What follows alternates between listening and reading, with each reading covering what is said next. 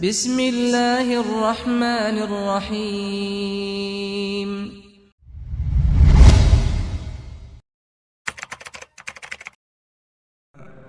Wazidna ilma ya rabbal alamin. Allahumma inna nas'aluka ilman nafi'an wa rizqan tayyiban wa amalan mutaqabbala. Rabbi shrah li sadri wa yassir li amri wahlul 'uqdatan min lisani yafqahu qawli. Amma ba'd. Ma'asyaral muslimin, bapak-bapak dan saudara-saudaraku yang dirahmati dan dimuliakan oleh Allah. Alhamdulillahi bi ni'matihi tatimmus shalihat. Segala puji hanya bagi Allah yang dengan nikmat-nikmatnya tertunai segala amal-amal kebajikan. Salawat dan salam semoga terhatur limpahkan kepada junjungan kita Nabi Agung Nabi besar Muhammad sallallahu alaihi wasallam, kepada keluarga, para sahabat serta orang-orang yang senantiasa meniti jalannya sampai hari kiamat. Ma'asyaral muslimin, jamaah salat subuh yang berbahagia. Di kesempatan subuh hari ini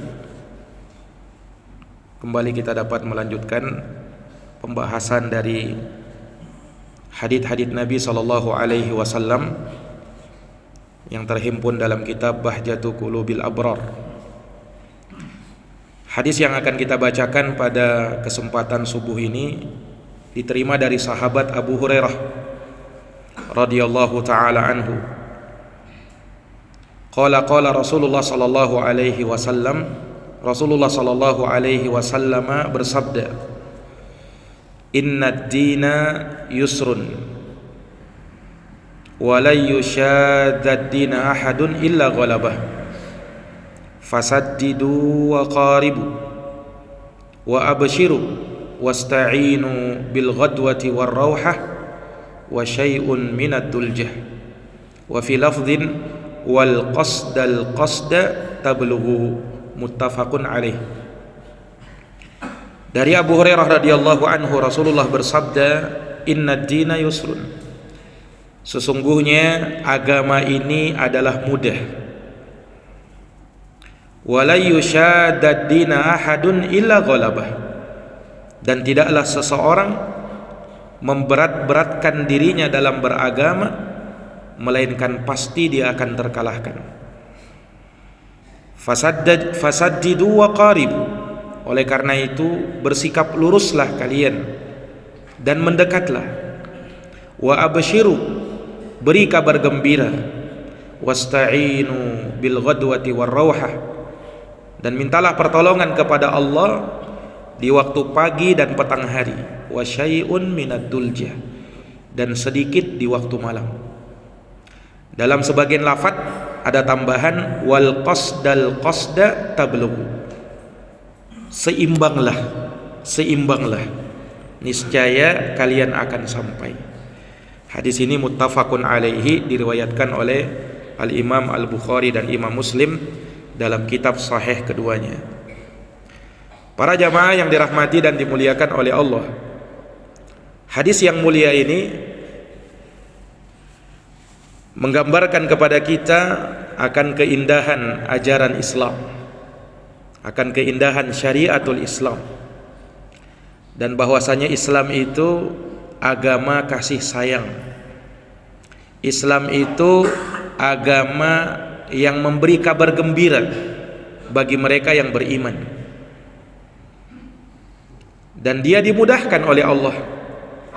Makanya di awal hadis Nabi bersabda, "Innad dina yusrun." Agama ini mudah. Ini ketetapan dari Allah Subhanahu wa taala yang menjadikan Islam sebagai agama yang mudah. Agama ini akan memberikan kebaikan bagi seluruh makhluk. Dia rahmatan lil alamin, rahmat untuk semua alam. Dan dia dimudahkan. Quran yang kita baca, kita hafalkan, kita amalkan, itu dimudahkan oleh Allah. Walaqad yassarnal Qur'ana lidzikri fahal mim muddakir. Dan sungguh kata Allah, kami mudahkan Quran ini untuk diingat. Adakah yang mau mengingat? Allah sudah mudahkan dia. Nabi SAW diutus oleh Allah untuk memberikan kemudahan. Beliau sendiri bersabda, bu'istu bil hanifiyati as-samhah. Aku diutus oleh Allah, kata Nabi, bil hanifiyah, dengan membawa agama yang lurus, agama yang tegak di atas tauhid. As-samhah, agama yang memberikan kemudahan kepada manusia. Ini sifat agama kita, agama yang mudah. Dan kalau kita melihat tuntunan syariat, subhanallah, begitu dimudahkan oleh Allah Subhanahu wa ta'ala. Rukun Islam yang 5 misalnya, kewajiban mengucapkan 2 kalimat syahadat dijadikan sebagai rukun Islam yang pertama. Begitu dimudahkannya, orang mau masuk Islam cukup dia mandi, ucapkan 2 kalimat syahadat, sudah jadi saudara kita itu. Tidak perlu dia melakukan harus ritual ini, ritual itu, berhari-hari, memakan waktu berpekan-pekan. Tidak perlu seperti itu. Dia dimudahkan oleh Allah Subhanahu wa ta'ala. Dan dengan Islam akan menghapuskan semua dosa dan kesalahan yang dahulu dia kerjakan tatkala dia masih dalam keadaan kufur kepada Allah. Allah Subhanahu wa ta'ala berfirman dalam Quran, qul lilladina kafaru iyantahu yughfar lahum ma qad salaf. Katakan kepada mereka, orang-orang kafir, jika mereka berhenti dari kekafiran mereka, maka akan diampuni semua dosa-dosa mereka. Makanya tatkala sahabat Amr bin Al-As radhiyallahu anhu, beliau mau masuk Islam tapi dia memberi syarat kepada Nabi. Ya Rasul, dosaku sudah terlalu banyak di masa jahiliyah. Apakah kiranya Islam, dengan aku masuk Islam, bisa menghapuskan dosa-dosaku? Kata Rasul kepada Amr bin Al-As, ama alimta annal Islam yahdimu ma kana qablahu. Tidakkah engkau tahu, wahai Amr, bahwa Islam, dengan Islammu akan menghapuskan, menggugurkan semua dosa-dosamu. Subhanallah. Bahkan tidak sampai di situ. Dalam hadis Hakim bin Hizam radhiyallahu taala anhu, ketika beliau masuk Islam, Rasulullah bersabda kepadanya, aslamta bima aslafta minal khair. Wahai Hakim, kamu masuk Islam dengan amal-amal baik yang dahulu pernah kau kerjakan semasa jahiliyah. Kalau dulu kau pernah menyumbang, maka akan ditulis sebagai sumbangan yang akan naik pahalanya di sisi Allah. Kalau dulu kau pernah berbuat baik, maka akan naik pahalanya. Inilah kemudahan Islam itu. Sehingga dengan keislaman seseorang akan mendapatkan pahala dan diampuni semua dosa-dosanya bagaikan bayi yang baru lahir. Ini para jamaah sekalian yang dirahmati oleh Allah. Dan lihat, dia dimudahkan oleh Allah. Cukup mengucapkan 2 kalimat syahadat, dituntun lagi sah syahadatnya, dan dia menjadi saudara kita muslim. Ini para jamaah yang dirahmati dan dimuliakan oleh Allah. Dan syahadat ini luar biasa, konsekuensinya luar biasa, keharusannya luar biasa, keutamannya juga luar biasa. Lihat syahadat la ilaha illallah itu. Dengannya kita hidup, dengannya kita mati, dengannya kita menutup kehidupan kita. Mangkana akhiru kalamihi la ilaha illallah dakhalal jannah. Barang siapa yang akhir ucapannya adalah kalimat la ilaha illallah, maka pasti masuk surga. Ini jamaah sekalian yang dirahmati oleh Allah. Jadi itu syahadat la ilaha illallah. Begitu pula syahadat yang kedua, Muhammadar Rasulullah. Nabi Muhammad sebagai utusan Allah. Yang konsekuensinya 4 kata para ulama. Ta'atuhu fima amar, kau taati segala yang diperintah oleh Nabi. Wa tasdiquhu fima akhbar, kau benarkan semua yang diucapkan oleh Nabi. Wajtinabu manaha anhu wa zajar, kau jauhi semua yang dilarang dan dikecam oleh Nabi. Wa alla yu'badallahu illa bima syara, dan kau tidak beribadah kepada Allah kecuali dengan syariat yang dituntunkan oleh Nabi. Itu konsekuensi syahadat Muhammadar Rasulullah. Kalau benar syahadat kamu, maka apa yang disabdakan oleh Nabi SAW, kullu ummati yadkhulunal jannata illa man aba, setiap dari umatku akan masuk surga kata Nabi, kecuali orang yang tak mau masuk surga. Man ata'ani dakhalal jannah, siapa yang taat kepadaku maka dia masuk surga. Wa man asani faqad aba, siapa yang tidak taat kepadaku maka dia yang tidak mau masuk surga. Para jamaah yang dirahmati dan dimuliakan oleh Allah, itu syahadat. Salat, kita lihat bagaimana kemudahan salat itu. Tadinya Allah syariatkan 50 kali salat dalam sehari semalam itu. Dalam peristiwa Isra dan Mi'raj Rasulullah SAW, awal kali diperintahkan oleh Allah kepada Nabi 50 kali salat. Tapi apa yang terjadi? Diringankan, terus diringankan sampai jadi 5 kali salat dalam sehari semalam. Tapi jangan salah, nilainya sama dengan 50 kali salat yang kita kerjakan 5 salat itu. Subhanallah. Ini kemudahan yang Allah berikan kepada umatul Islam.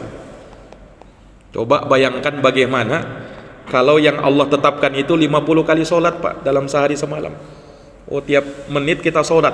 Oh, ini salat lagi. Subhanallah. Jangankan 50, yang 5 saja masih banyak yang melalaikan. Subhanallah. Nah, kemudian bagaimana Allah mudahkan salat ini? Ada perkara-perkara yang digugurkan oleh Allah ketika misalnya dalam kondisi safar. Ada syariat mengqashar salat dan menjamak salat. Yang tadinya harus sempurna kita lakukan 4 rakaat jadi 2 rakaat dia. Yang tadinya kita harus lakukan pada setiap waktu, pada waktunya masing-masing, boleh dijamak, entah jamak takdim, entah jamak takhir. Lihat dimudahkannya kan. Dan di sana ada namanya fikih salatil khauf, fikih tentang salat khauf, salat dalam kondisi genting, dalam kondisi yang mengkhawatirkan. Ada tuntunannya dan dimudahkan oleh Allah. Ketika sakit misalnya, tidak mampu berdiri, salat dalam keadaan duduk. Tidak mampu duduk, salat dalam keadaan berbaring. Dalam hadis Imran bin Husain, beliau pernah mengadukan sakit bawasir yang beliau derita.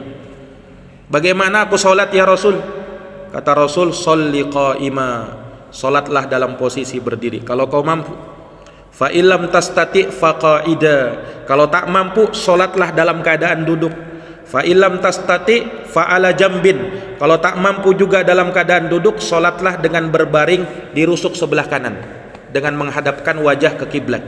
Fa illam tastati wa fi riwayatin fa illam tastati fa mustalqiyan, kalau tak mampu juga seperti itu maka salatlah dengan berbaring terlentang dan menghadapkan ke arah kaki ke arah kiblat. Tidak mampu juga maka salat semampunya. Lihat dimudahkannya oleh Allah Subhanahu wa taala salat ini. Ini para jamaah yang dirahmati dan dimuliakan oleh Allah. Dan keutamaannya jangan ditanya lagi. As-salatu nur kata Nabi.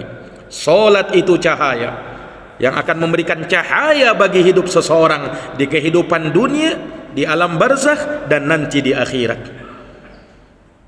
Rasulullah sallallahu alaihi wasallam menyatakan, "Man hafadha 'alaiha", siapa yang menjaga salat, kana lahu indallahi ahdun ayyudkhilahul jannah, Allah berjanji akan memasukkan ia ke dalam surga.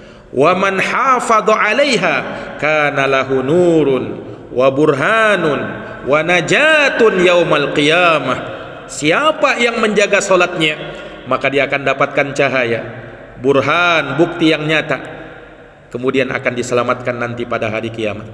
Tapi siapa yang tak menjaga salatnya, maka dia tidak akan mendapatkan cahaya, tidak akan mendapatkan burhan, dan tidak akan diselamatkan pada hari kiamat.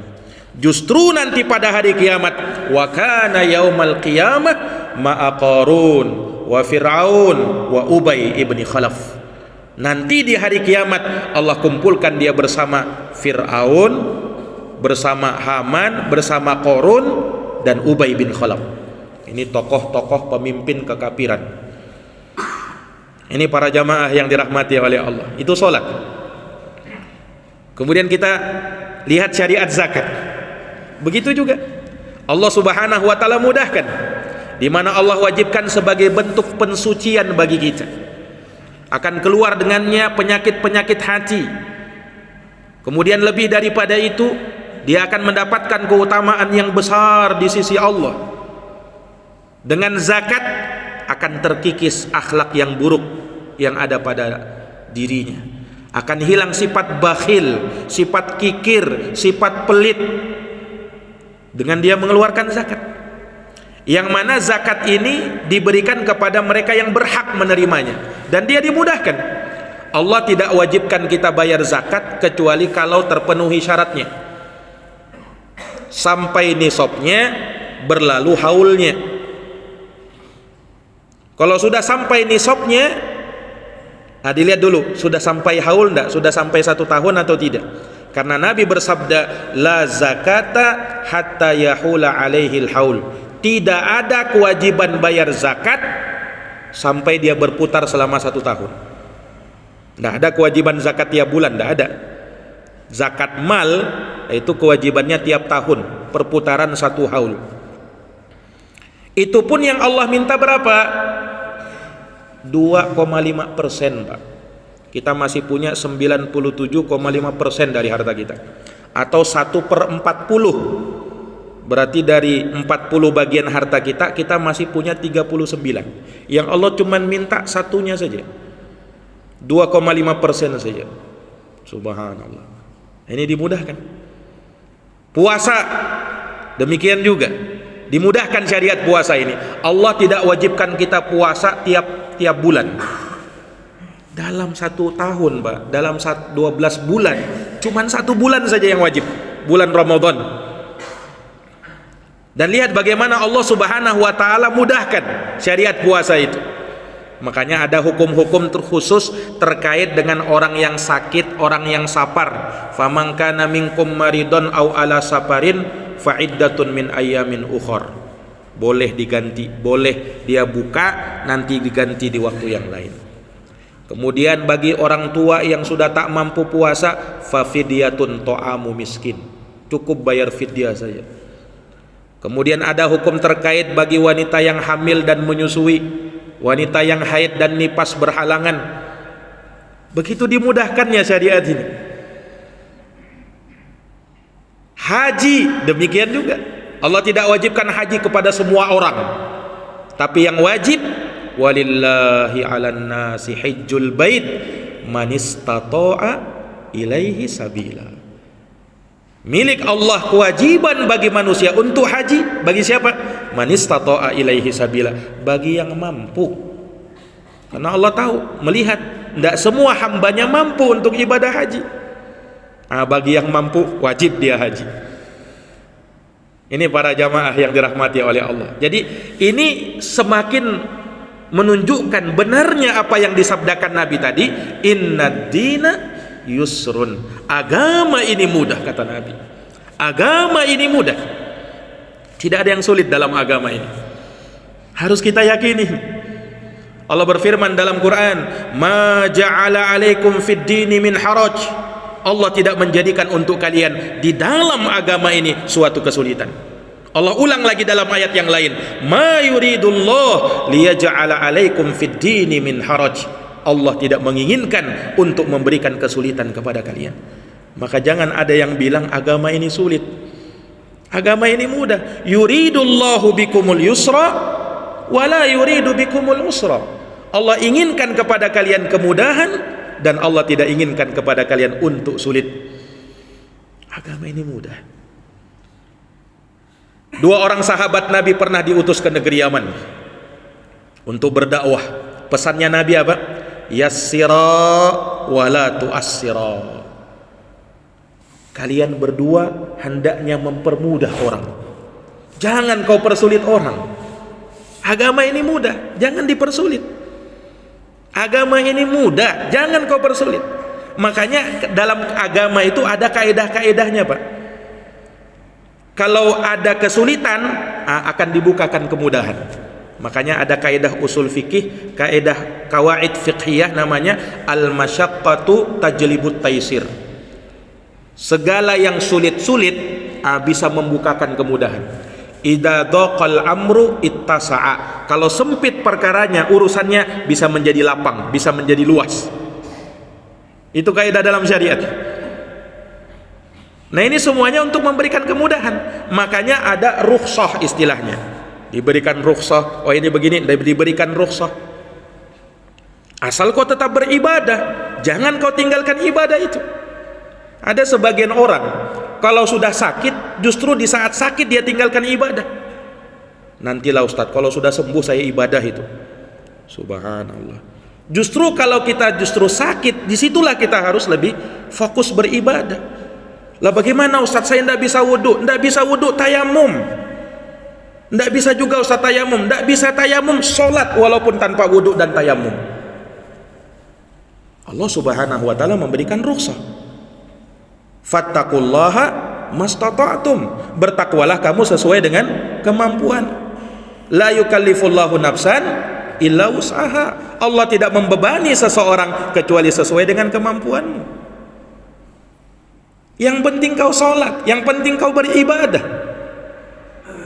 Jangan kau putuskan sholat hanya gara-gara kau sakit. Ada sebagian orang seperti itu, Pak. Sudah sakit, dikiranya sholat ini harus sempurna, harus, tidak bisa saya berdiri. Bagaimana caranya, Mas? Bagaimana caranya saya mau sholat? Syariat itu mudah, memberikan keringanan. Asal kau tetap beribadah. Nah, ini para jamaah yang dirahmati dan dimuliakan oleh Allah subhanahu wa ta'ala. Baik. Kalau kita sudah paham syariat itu mudah, kemudian kemudahan itu ukurannya di mana? Nah, kita harus punya timbangan, kita harus punya ukuran. Jangan kita kembalikan kepada diri sendiri. Agama itu mudah, tapi jangan dipermudah-mudah. Beda itu. Agama itu mudah kalau kita berada di atas tuntunan syariat. Komitmen di atas tuntunan syariat, di situ kita akan dapatkan kemudahan. Jangan mempermudah-mudah agama. Ada orang juga mempermudah-mudah agama. Nah, dia sholat harusnya dia sudah bangun. Nantilah, agama ini kan mudah, tidak apa-apa. Sholat subuhnya jam 9 pagi, tidak apa-apa. Agama mudah. Nah, ini namanya mempermudah-mudah agama namanya ini. Harusnya kau sholat tepat waktu, sesuai dengan waktunya. Innas sholata kanat alal mu'minina kitaban mauquta. Sudah ditentukan waktunya.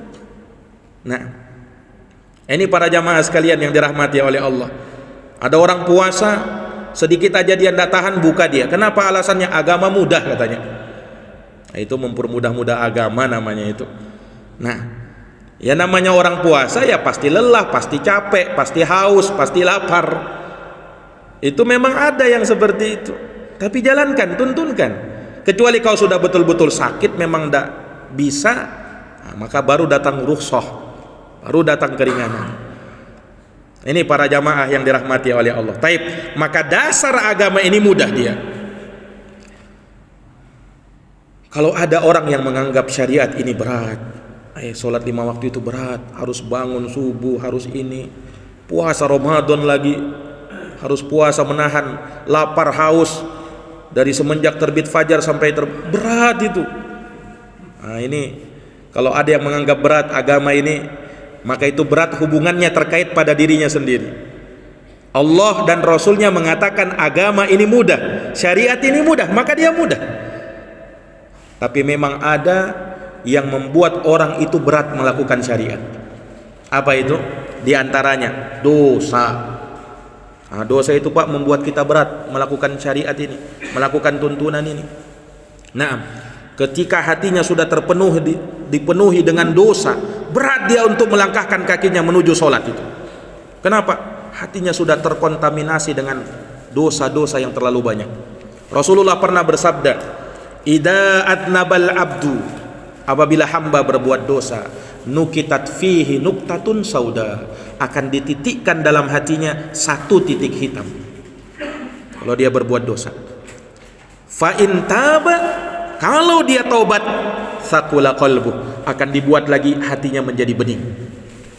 Wa in ada, tapi kalau dia kembali mengulangi, zida, akan ditambah titik hitamnya itu.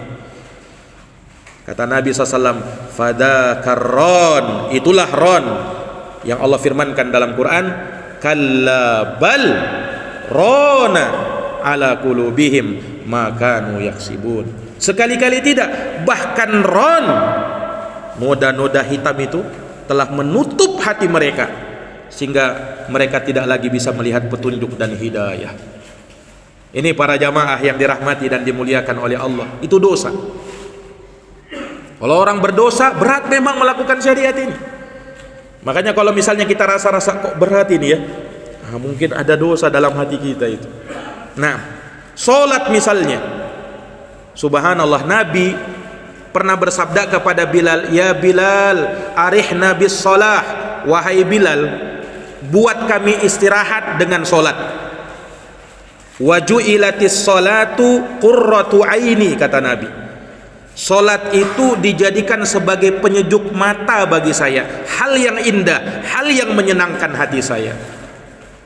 Tapi kalau ada orang yang menganggap sholat itu berat, apalagi kalau misalnya imamnya baca suratan yang panjang, oh berat dia, seakan-akan dia berdiri di atas bara api, pengen dia cepat sholat, pengen dia cepat selesai sholatnya, menggerutu dia di belakang.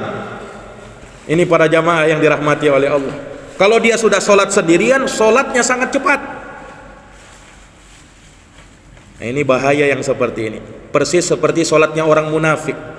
Kata Nabi SAW, tilka sholatul munafikin, itulah sholatnya orang munafik. Orang munafik itu sholat sengaja dia tunda-tunda sholatnya sampai sudah mau habis waktu sholat baru dia sholat. Fanaqara naqratal ghurab, kata Nabi, maka dia pun mematuk seperti patukan burung gagak, saking cepatnya dia sholat itu. Subhanallah, kita sholat itu butuh khusyuk, butuh ketenangan. Nah, kalau sekedar sholat ya masih diancam dalam Quran, fawailul lil musallin, celaka orang-orang yang sholat, alladzina hum an sholatihim sahun, yaitu orang yang tidak benar-benar menegakkan sholat. Dia sholat asal sholat, dia sholat hatinya lalai. Nah, yang seperti ini Allah Subhanahu wa ta'ala tidak terima. Itu yang pertama yang membuat orang itu berat menjalankan agama. Yang kedua yang membuat orang itu berat juga menjalankan agama, ketika hatinya telah rusak, dipenuhi oleh penyakit-penyakit hati. Penyakit hati berupa kesombongan, penyakit hati berupa iri dan dengki, penyakit hati berupa cinta kepada dunia dan ketenaran, penyakit hati berupa ria, sum'ah, pengen dipuji, pengen dibilang ketika dia mau beramal. Ini penyakit hati. Penyakit hati berupa kesombongan, ujub, takabur. Ini bahaya ini. Inna fil jasadi mudghatan, kata Nabi, di dalam tubuh kita itu ada sekerat daging. Idza salahat, kalau dia baik, salahal jasadu kulluh, akan baik pula seluruh badan. Wa idza fasadat, kalau dia rusak, fasadal jasadu kulluh, akan rusak pula seluruh badan. Ala wahyal qalbu, itulah kalbu, jantung yang ada di dalam dada manusia. Para jamaah yang dirahmati dan dimuliakan oleh Allah. Yang ketiga yang membuat orang itu berat menjalankan syariat, cinta dunia yang berlebihan. Kalau sekedar cinta dunia wajar, Pak.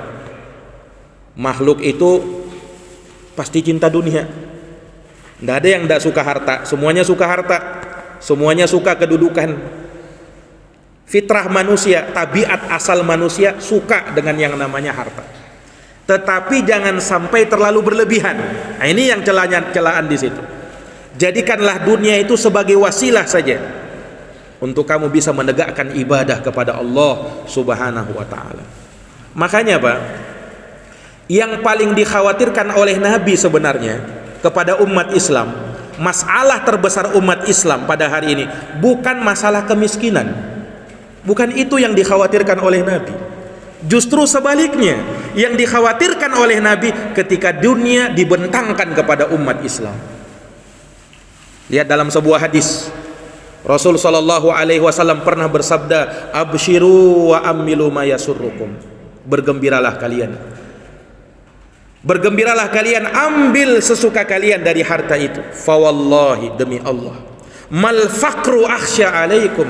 Bukan kefakiran, bukan kemiskinan yang aku khawatirkan menimpa kalian wahai umat al-Islam.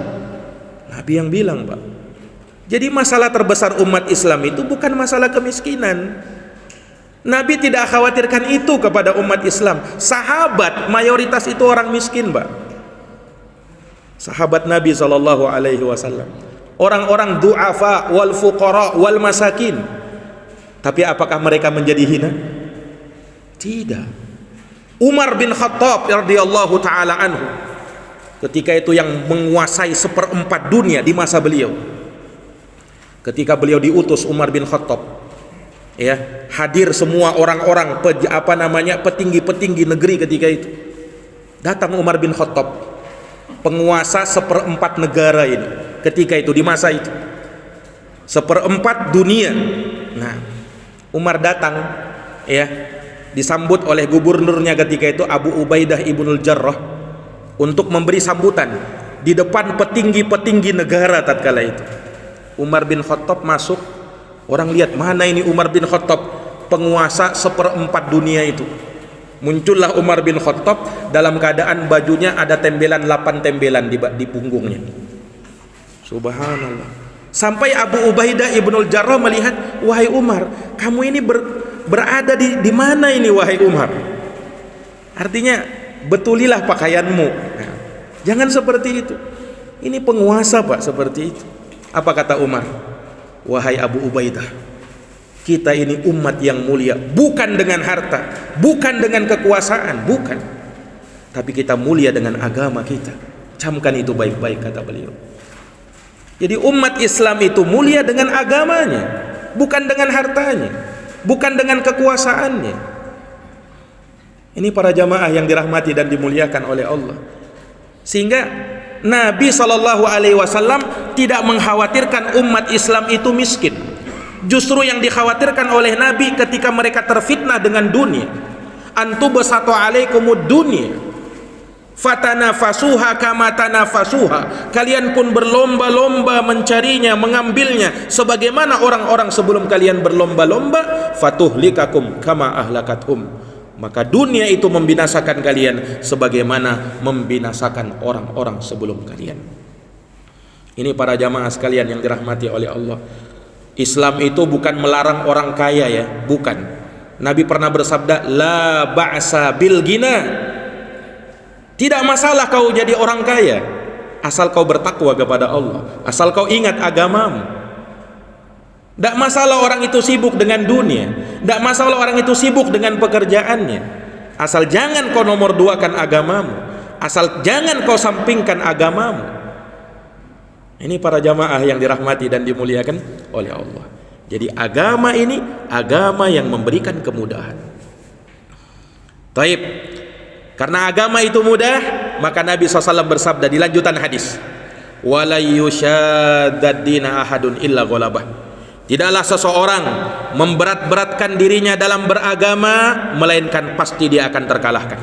Dari sini Islam itu menentang sikap ekstrim dalam beragama. Tidak ada ekstrim dalam beragama, Pak. Agama ini mudah, jangan dipersulit orang. Agama ini memberi kabar gembira, jangan membuat orang takut lari dari agama ini, jangan. Gambarkan keindahan Islam itu. Islam itu agama yang indah. Ini para jamaah yang dirahmati dan dimuliakan oleh Allah Subhanahu wa taala. Nah, makanya Islam adalah agama pertengahan.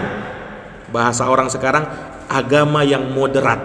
Islam itu pertengahan, dia antara kutub ekstrim dan menyepelekan.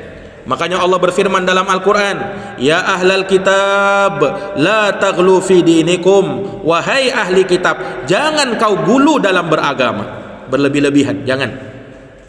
Kata Nabi SAW. Dan Nabi menantang sikap berlebih-lebihan, iyyakum wal ghuluwa fid din fa inna ma ahlakal ladina min qablikumul ghuluwa fid din. Hati-hati kamu dari gulu dalam beragama, karena yang menyebabkan orang sebelum kalian binasa karena dia gulu dalam beragama.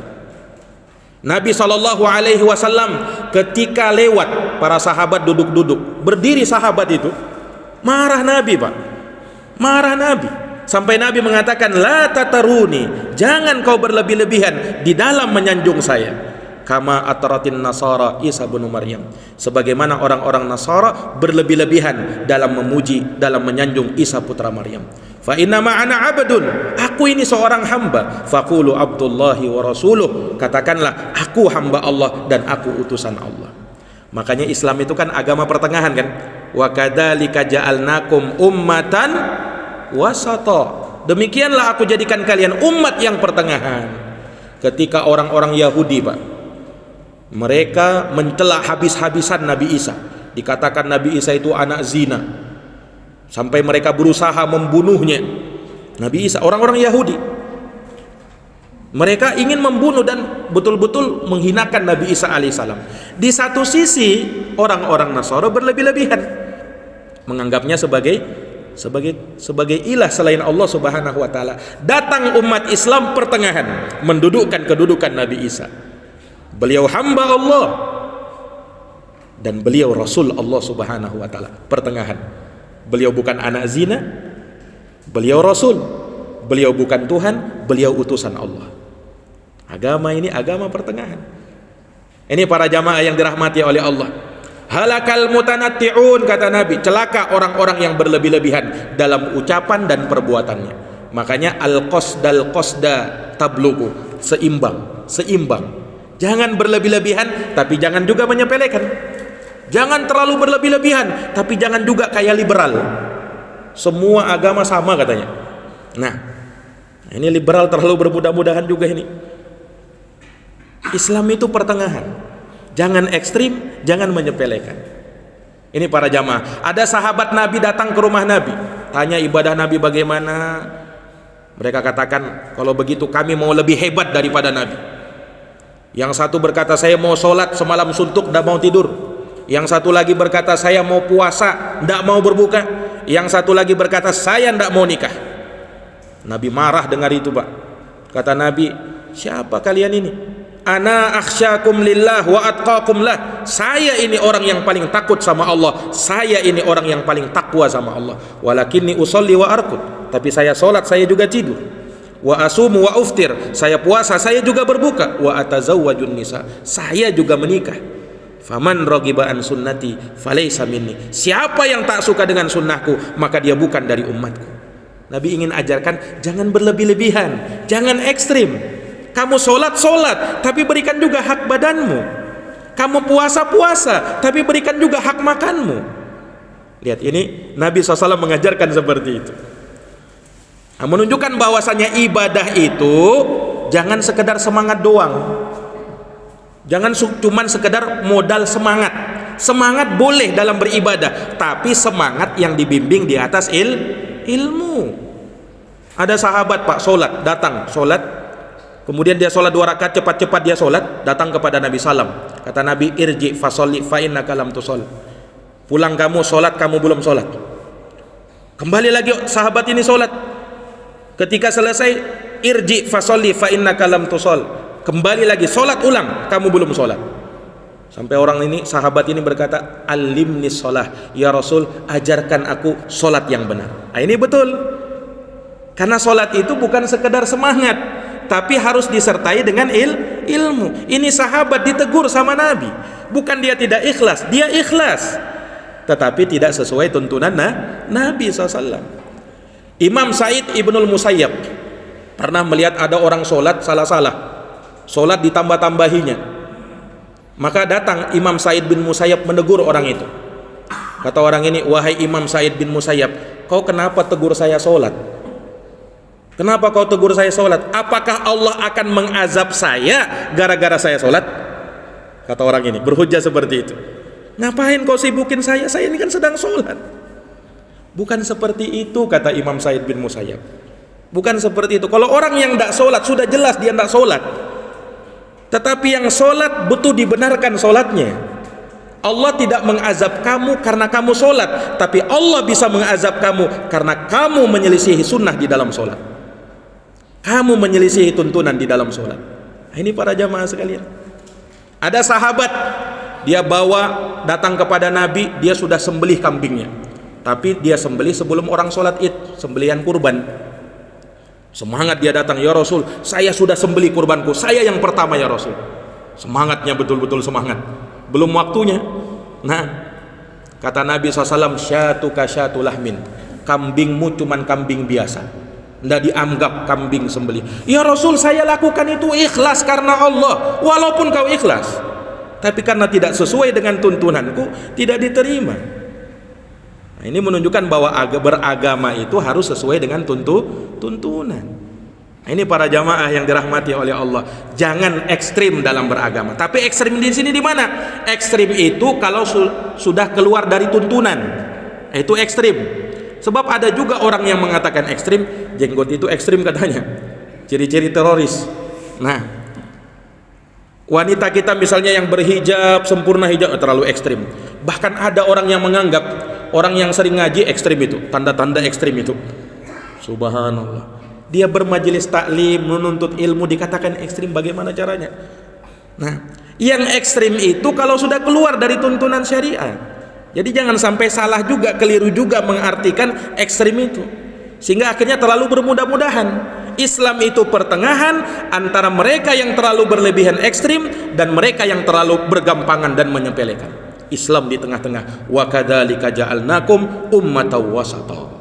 Ini para jamaah yang dirahmati dan dimuliakan oleh Allah. Mungkin demikian yang bisa kami paparkan terkait dengan hadits yang mulia ini. Semoga bermanfaat. Jazakumullah khairan atas perhatiannya. Mohon maaf atas segala kekurangannya.